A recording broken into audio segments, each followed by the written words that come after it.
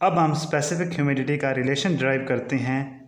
बेटा general gas equation आप जानते हैं, PV is equal to MRT। अब एटमॉस्फेरिक एयर में एयर और वाटर वेपर दोनों को हम क्योंकि as an ideal gas treat करते होते हैं, तो यहाँ पे हम उसी कंसेप्ट को इस्तेमाल करते हुए ये रिलेशन ड्राइव करेंगे। M यहाँ से मैं निकालना चाहूँ तो RT दूसरी साइड पे जाके डिवाइड हो जाएगा।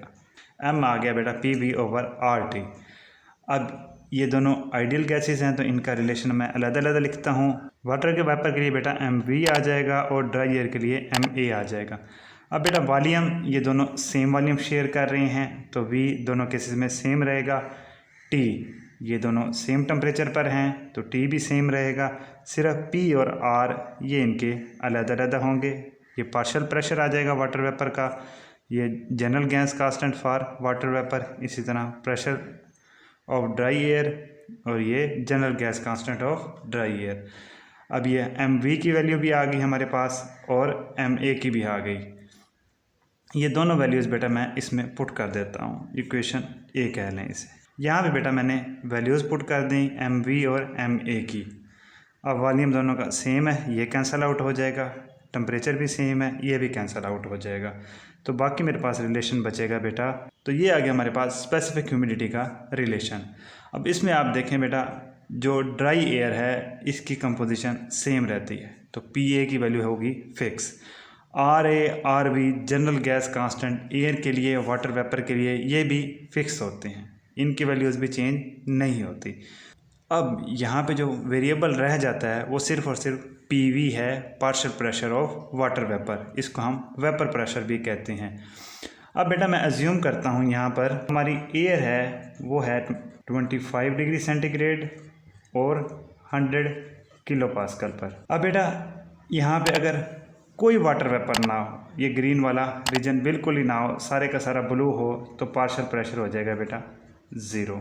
जहाँ पे कोई वाटर वेपर ना हो उस एयर को हम कहते हैं ड्राई एयर, खुश्क हवा। ये होगी मिनिमम वैल्यू। मैक्सिमम वैल्यू क्या हो सकती है PV की, वो होगी बेटा P सैचुरेशन के 25 डिग्री सेंटीग्रेड पर इस एयर के अंदर मैक्सिमम कितना वाटर वेपर आ सकता है, उस वाटर वेपर का प्रेशर क्या होगा P saturation at 25 degree centigrade. ये आ जाएगा बेटा 3.1698 किलो पास्कल। ये बेटा है इसकी मिनिमम वैल्यू और ये है मैक्सिमम वैल्यू। इसको हम कहते हैं ड्राई एयर और इसको कहते हैं सैचुरेटेड एयर। वापस आते हैं हम अपने रिलेशन की तरफ। यहाँ पे RA और RB की वैल्यूज़ आप ये पुट कर दें तो हमारे पास रिलेशन आ जाएगा 0.622 PV ओवर PA।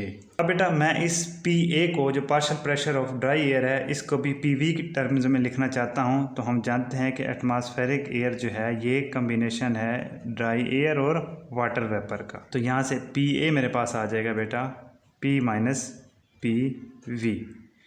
तो ये वैल्यू हम इसमें पुट कर देते हैं, इसको इक्वेशन B कह देता हूँ। ठीक हो गया बेटा, ये आ गया हमारा general relation 0.622 PV over P minus PV। लेकिन अगर हमारे पास सैचुरेटेड एयर हो, यानी ऐसी एयर हो जिसमें मैक्सिमम अमाउंट ऑफ मॉइस्चर आ गया है, जिस तरह हमने यहाँ पे डिस्कस किया, तो ये जो PV है ये हमारा चेंज हो जाएगा बेटा PG से। इस एयर के अंदर मैक्सिमम मॉइस्चर होगा, अगर उससे ऊपर हम मॉइस्चर मज़ीद ऐड करना चाहेंगे तो वो नहीं हो सकेगा, वो वाटर बनकर इससे बाहर आ जाएगा।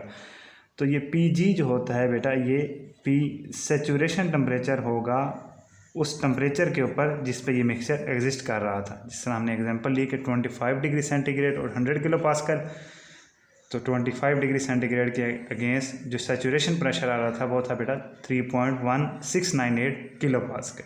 तो यही यहाँ पे हमारा PG होगा। तो ये रिलेशन हमारा बन जाएगा फाइनली। इस तरह बेटा मैंने यहाँ पर इसकी डेरिवेशन को डिस्क्राइब किया। अगर किसी केस में कोई क्वेश्चन है तो please ask, I am available for you. Thank you, good bye.